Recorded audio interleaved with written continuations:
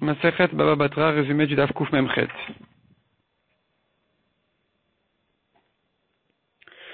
La Gemara demande, on a vu dans le Daf précédent, quelqu'un qui dit je donne l'habitation de ma maison à un tel, un malade qui dit donner l'habitation de ma maison à un tel, ou la récolte de mon champ à un tel qui va pousser.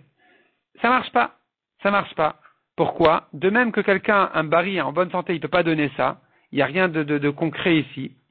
De même, même en faisant un bon kinyan, il ne peut pas donner. De la même manière, un malade, par sa parole, ne pourra pas donner. C'est-à-dire, malgré qu'on accepte la parole d'un malade, mais c'est qu'à condition qu'en tant que bari, il aurait pu faire un kinyan. Mais là où, en tant que bari, il n'aurait pas pu faire de kinyan, dans ces conditions-là, il ne peut pas non plus donner en tant que parole de malade. La Gemara demande, et pourtant, un malade, il peut dire, donner le prêt qu'un tel me doit à X, à monsieur un tel. Donnez-lui. Alors que ça ne peut pas se faire par un bari. Répond la Gemara, première réponse. Ou disons, deuxième réponse, ça peut oui se faire par un bari, dans certaines conditions, c'est-à-dire que si maintenant le prêteur, devant l'emprunteur, devant celui à qui il veut donner le prêt, il lui dit voilà, tu me dois un mané, donne-le à un tel, s'ils sont les trois présents, ça marche. Donc, ça peut se faire par un bari, ça pourrait se faire aussi par la parole d'un malade.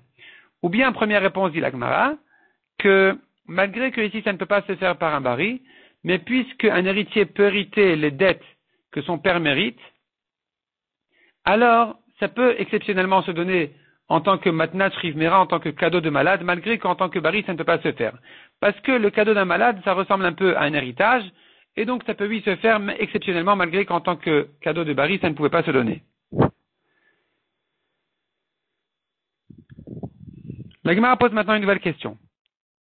Celui qui dit, je donne l'arbre à un tel et les fruits à quelqu'un d'autre.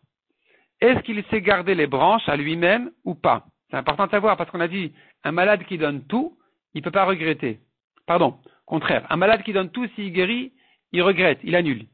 Alors que s'il a donné une partie, il s'est laissé une partie, même un petit peu, il ne peut pas annuler quand il guérit parce qu'il a montré qu'il a tenu compte du fait qu'il pourrait guérir. Et il a quand même donné le reste. Donc ici se pose la question, est-ce qu'il s'est laissé les branches ou pas? La Gemara dit ici maintenant, tu me diras dans le cas où il a donné l'arbre à Réhouven, les fruits à Shimon, tu me diras il ne sait pas laisser les branches. Peut-être que s'il a donné l'arbre à Réhouven et il s'est gardé à lui-même les fruits, d'accord? Donc dans le cas précédent, il a donné l'arbre à Réhouven, les fruits à Shimon. S'il s'est gardé à lui-même les fruits, peut-être que ça lui permet de prendre des branches aussi. Ou bien, selon une autre version, s'il a précisé clairement je te donne l'arbre mais pas les fruits, ça va lui permettre, ça va lui donner plus de droits et donc il va se garder les branches à lui-même. Et c'est comme ça que la Gemara conclut, du fait qu'il a ajouté les mots « mais pas les fruits », il est venu se laisser le droit de garder les branches. La Gemara ramène cette même question, d'après une autre version dans la Gemara même, la Gemara ramène une autre version, dans laquelle cette question se pose par rapport à quelqu'un qui a vendu une maison. Il vend la maison, l'étage reste pour lui.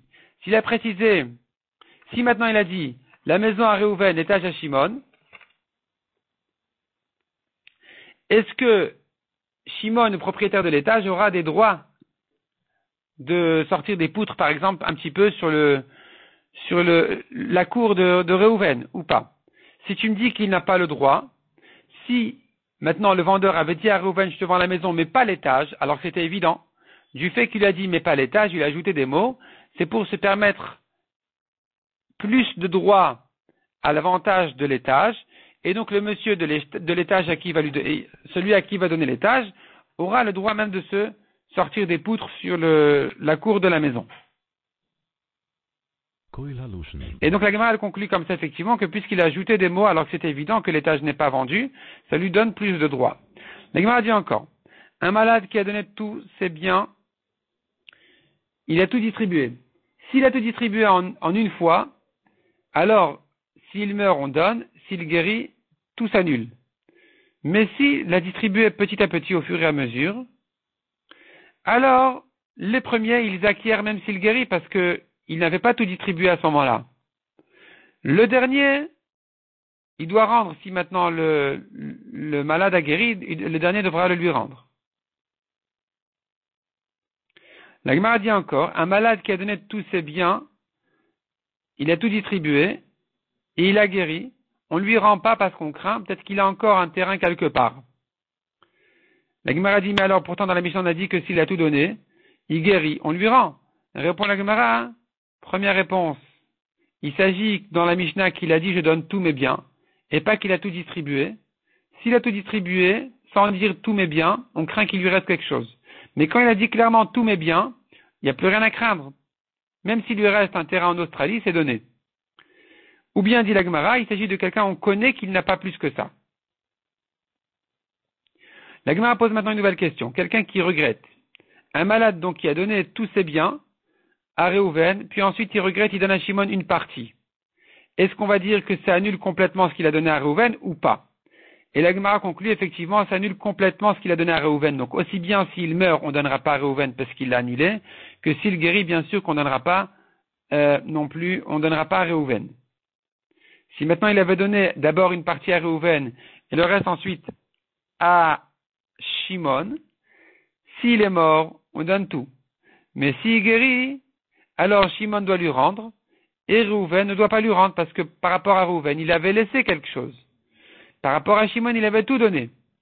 Donc, puisqu'il avait tout donné, c'est qu'il pensait mourir, s'il a guéri, il faut lui rendre.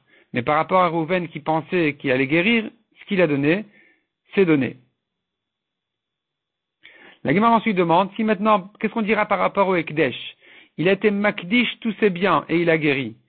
Ou bien, il a abandonné tous ses biens et il a guéri. Ou bien, il a donné à la tzedaka aux pauvres tous ses biens et il a guéri. Est-ce qu'on va dire dans ces cas-là aussi que, puisqu'il a guéri, il faut lui rendre? Ou bien on dira que non, puisque tu vois qu'il a donné au Ekdesh, par rapport au Ekdesh, c'est plus sérieux. Peut-être qu'il pensait pas pouvoir regretter au cas où il guérit. Et de même, s'il a tout abandonné, tu vois qu'il donne pas de valeur, il accorde pas de valeur à ses biens. Ou de même par rapport aux pauvres, il va pas récupérer des pauvres. Peut-être qu'il aurait eu l'intention de donner même s'il guérit. Ou non. Ou peut-être qu'il peut lui récupérer. La Gemara, elle reste là-dessus en tékou.